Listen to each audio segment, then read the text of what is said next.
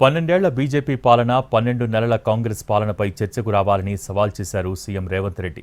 మూడోసారి మోడీని ప్రధానిగా ప్రజలు గెలిపించడమే ఆయన సవాలుకు సమాధానమని కౌంటర్ ఇచ్చారు ఎంపీ డీకే అరుణ. 2014, 2019, 2023 నరేంద్ర మోడీ గారు ఇచ్చిన హామీలు, మొన్న 2023లో మేము ఇచ్చిన హామీల మీద మేము చర్చకు సిద్ధంగా ఉన్నాం.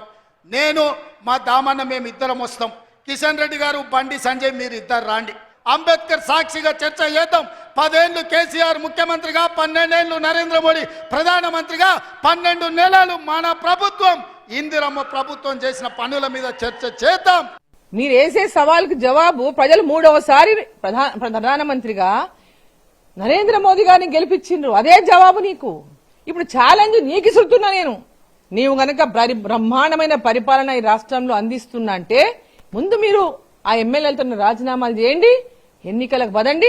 ప్రజలు ఇచ్చిన తీర్పుని అందరం కూడా ఆహ్వానిద్దాం. ప్రజలు ఏం తీర్పిస్తారో, మీ పరిపాలన బ్రహ్మాండంగా ఉంటే ప్రజల తీర్పు తెలిసిపోతుంది.